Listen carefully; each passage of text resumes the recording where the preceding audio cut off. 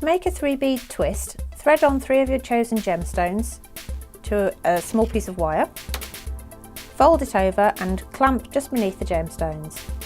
Then using them as a lever, twist so that they all stay together and twist a bit further so that you have a stem like that, and you're left with a lovely floral motif.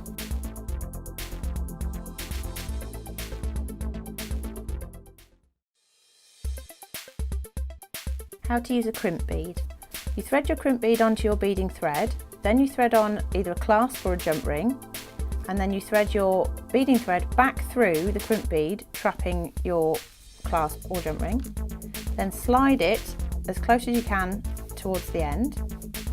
Then using your crimping tools, you have 2 sections, one at the back with a tooth and one at the front without.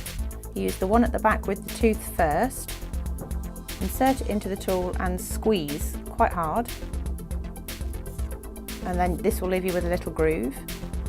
You then turn your pliers the other way around and squeeze the crimp again, which will sandwich the crimp together and secure your necklace.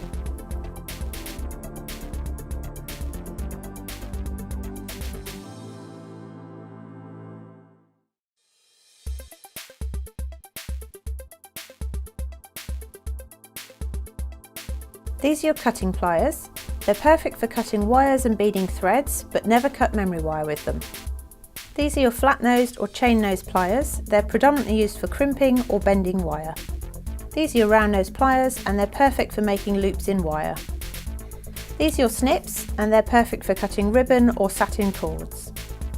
Your tweezers are perfect for helping you pick up small items such as crimp beads or just general gemstones.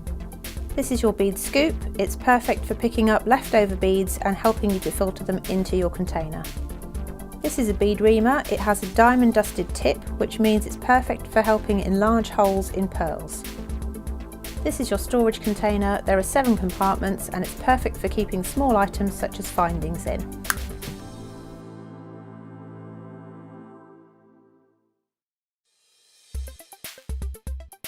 To make a basic loop, thread on your gemstones to a headpin or an eyepin, and then take your round nose pliers and clamp the end of the pin.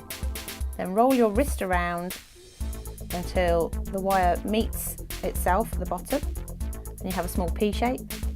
Then put your pliers back in and using the thumb of your other finger just bend it backwards on itself to straighten the loop out.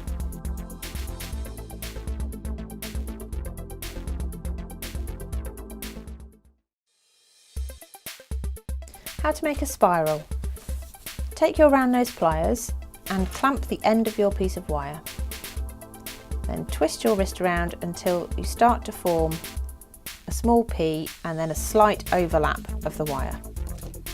Now take hold of your nylon jaw pliers and clamp the spiral that you started, and then gradually feed the wire through. You can do this with your fingers if you choose to, and it's up to you how tight or loose you make the spiral depending on the look you want. So this one is quite a loose look spiral, and this one is a closer one.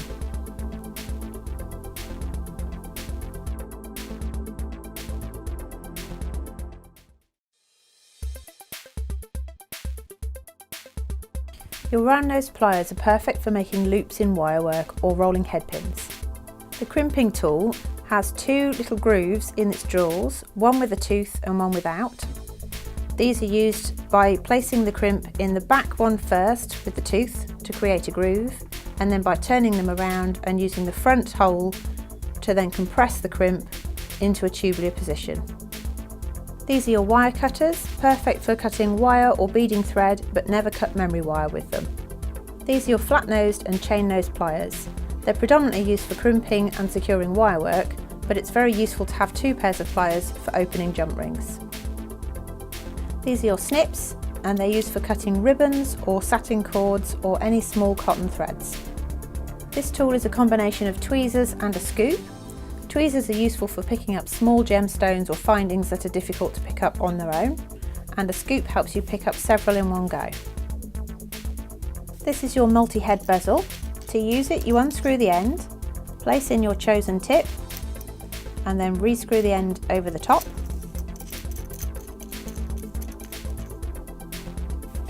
You have a diamond tipped reamer and a smaller one.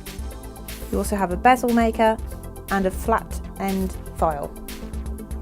This is an awl and it's used for clearing any debris inside the gemstone once you've used the reamer.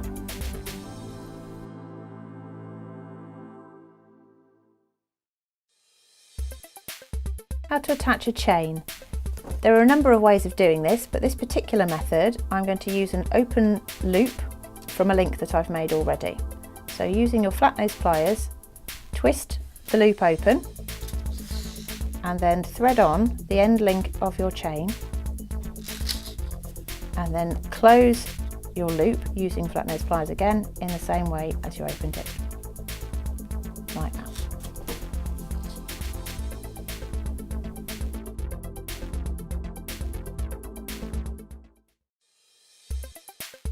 To attach one of your twists to a hairband or a hair comb, you simply position it over the band like this and then wrap your wire around 2 or 3 times quite close together. And with this piece in the opposite direction. Then to make sure you have no sharp edges or anything, I would just use your flat nose pliers just to make sure the ends are tucked in. Then you can continue to add gemstones to your wire and keep threading on.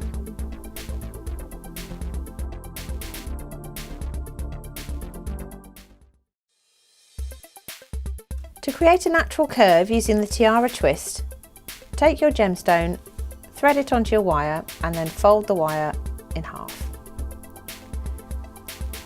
Then clamp hold of the wires together underneath the gemstone and start twisting.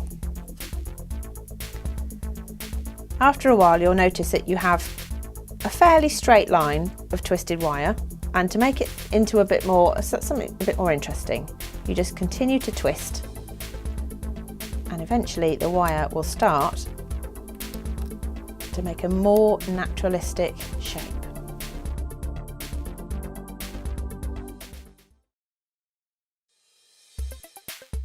How to make a double bead twist. Start off with your single bead twist and then using the tail, thread on another gemstone. Position it roughly halfway down and then fold the wire over. Now clamp beneath the gemstone and twist. You need to twist this all the way down to the bottom and then twist again to make the stem. You can now attach this to either a headband or a hair comb.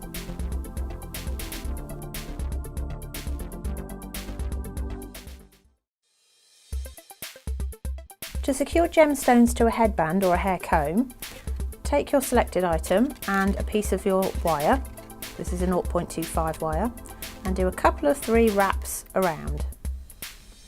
If you want to, you can just use flat nose pliers to make sure there's no sharp edges. Then on the other end of your wire you can start to add your gemstones, just one at a time.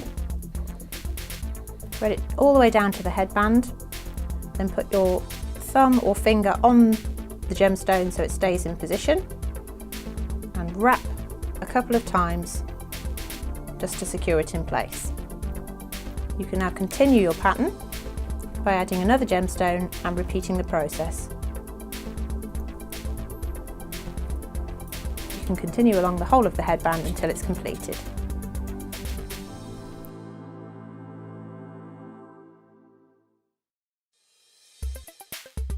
.25 wire is used for decorative purposes only, such as coiling, weaving and nothing with any structure attached. 0.4mm wire is good for wrapping and it's perfect for using on the top of drilled or briolette shaped beads. It's also good for weaving but not suitable for structural work. 0.6 and 0.8mm wires are very versatile. They're great for spirals, detailed wire decoration and findings such as shepherd hooks or chain links. They can also be used for structural work as long as a supporting wire is used. 1mm and 1.5mm wire is used for structural work. You can also get a twisted version for a more decorative look.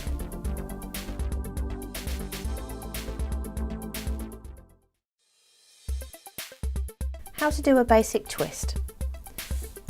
Take your wire and your chosen gemstone, in this case I have a pearl, and thread it on so that you have a good few inches left on the other side. Then fold it over and just pinch below your gemstone. Then using the gemstone as a lever, twist the whole thing together. And this will secure the gemstone in place, ready to add to either a tiara or a hairband or anything of your choice.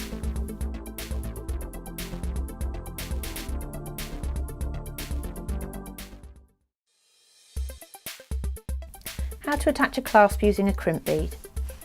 Thread on your crimp bead to the end of your beading thread, then thread on the attaching loop of your clasp, then take the thread back through your crimp bead to make a loop, and pull the crimp bead as close to the clasp as you can while still allowing it some space to move.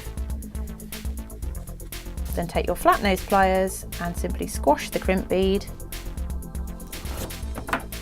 and then trim off any excess with your cutters.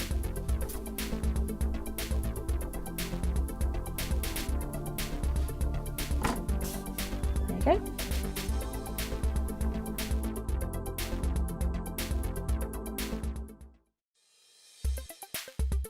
Using nylon jaw pliers. These are essentially flat nose pliers but with a nylon jaw, as you can see here. They're quite often used for work hardening your wire or straightening your wire, and to do that all you do is gently apply pressure to the wire and simply slide it along. This will both straighten and work harden your work.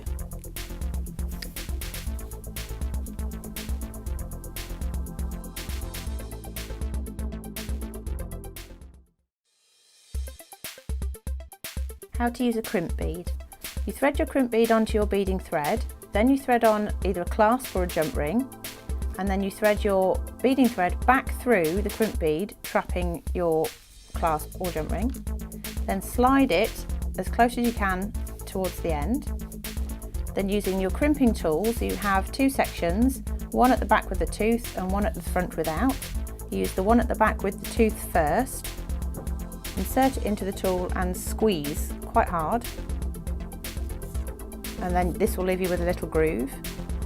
You then turn your pliers the other way around and squeeze the crimp again, which will sandwich the crimp together and secure your necklace.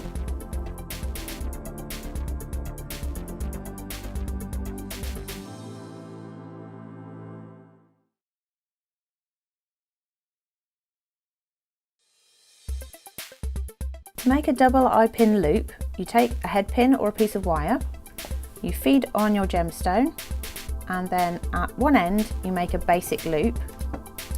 So you take your round nose pliers and you twist them all the way around until they make a small P shape, and then turn your pliers up and just kink them back the other way. Then turn the whole thing round and bring the bead back to that loop.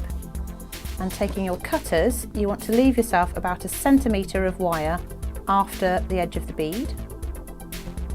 Just trim it off. And then you do the same thing on this end with your round nose pliers. You make a complete loop by clamping the end, rolling your wrist around until it meets itself, and then just kink back. And then all you need to do is make sure that both ends are facing the same direction, like that.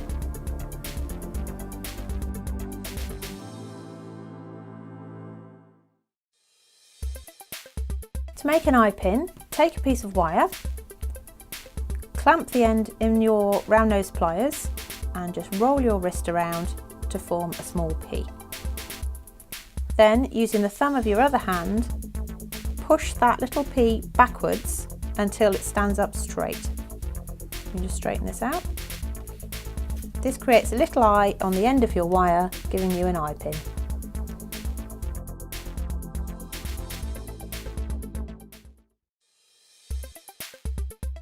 How to do the quadrant weave. I've started off, I've attached a jump ring with a crimp bead to the end of my piece of beading thread.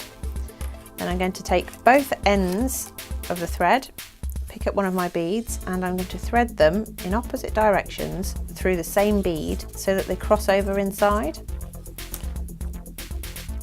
Like this, and then pull it down to where the crimp bead is. Take a couple of seconds just to make sure that it is located centrally, because this is the building block for the pattern. Then on your beading threads either side, you take another bead and just simply thread on.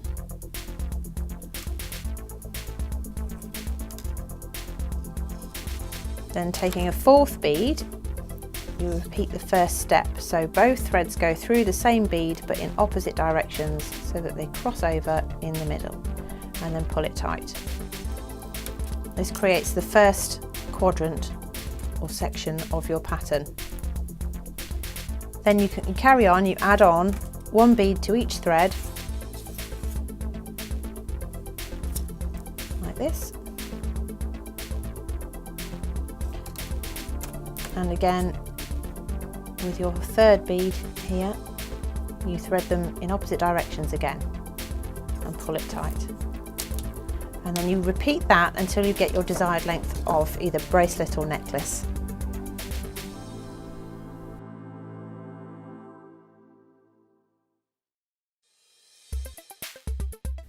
Using a ribbon cord end, you just take your ribbon or cords and then position them so that they fit inside the jaws like this, and then taking flat nose pliers, I just tend to give them a little squeeze to start with, and then fold one side down like that, sandwiching your ribbon inside, and then fold the other side over the top and squeeze really tightly. And then if you have any excess at the top, just trim it off with scissors. That's how you use it.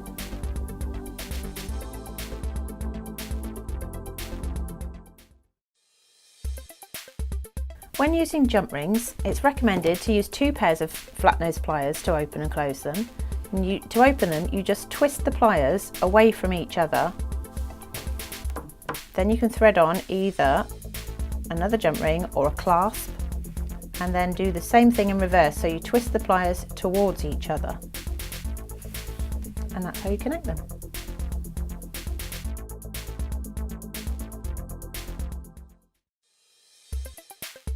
To make an illusion bead, you'd normally use monofilament, but for the purpose of demonstration I'm using beading thread. Thread your chosen gemstone onto the thread and then pass it back through the same gemstone to form a small loop. Then pass the end of your thread through that loop and then back down through the newly formed loop here. Now pull the whole thing tight and your thread will disappear, leaving you with the illusion of a floating gemstone.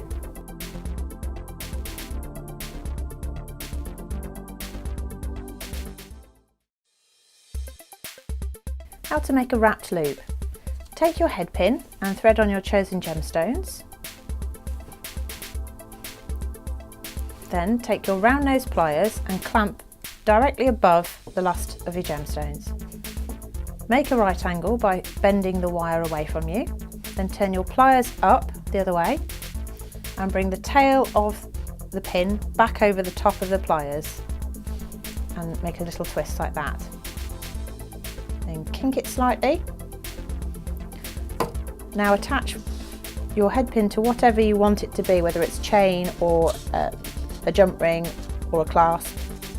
Thread it on, then using your round nose pliers, clamp the top of the loop and wrap the tail around itself. You can either wrap it all the way around or you can trim off the excess. And then I just like to tuck the end in again with the flat nose pliers so that you have no sharp edges. And there is your simple wrapped loop.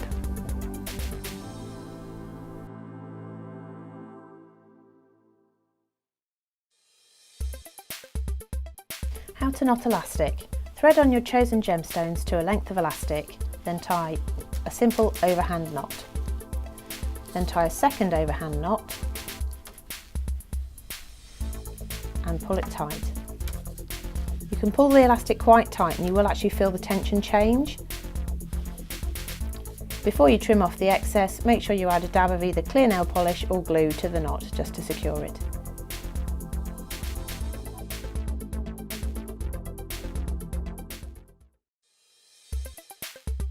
How to make a double Eyepin link. First of all, take your head pin or a piece of wire and thread on your chosen gemstone. Then at one end you make a basic loop using your round nose pliers. So you clamp the end, twist your wrist around to form a small P, like that. Then put your pliers back in and using the thumb of your opposite hand, just kink it back to straighten it out. Then feed your bead along to the loop you've just made.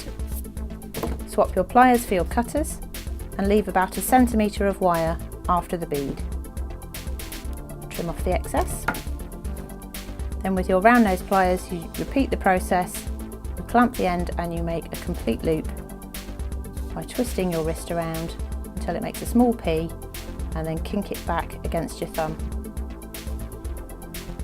like so. There you go.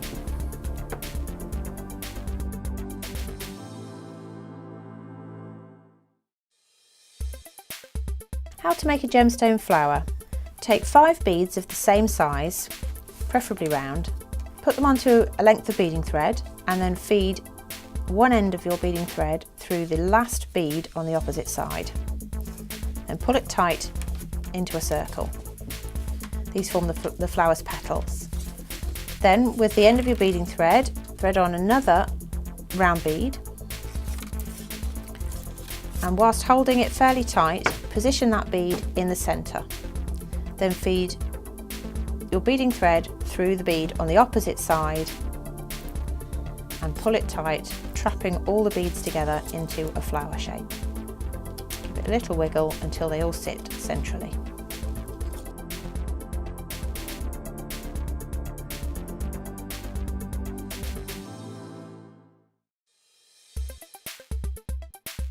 These are your calipers and these are used for measuring the size of gemstones. You slide them together and it gives you your measurement at the top there.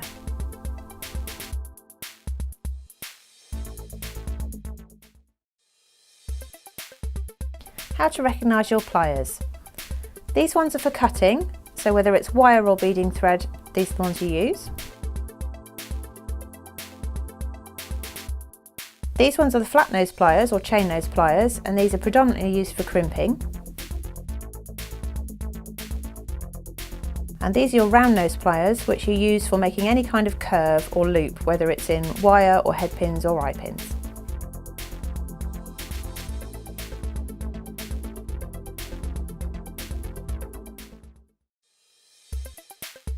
To roll a head pin, first you take a head pin and a gemstone of your choice and just thread them together.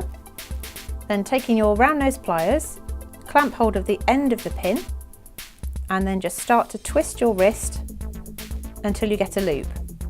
Then just keep releasing and clamping down with the jaws of the pliers and keep twisting as you go. Eventually you'll come to a point where you meet the gemstone and just do a little kink backwards. You can now thread your gemstone onto a necklace or use it as a charm on a bracelet.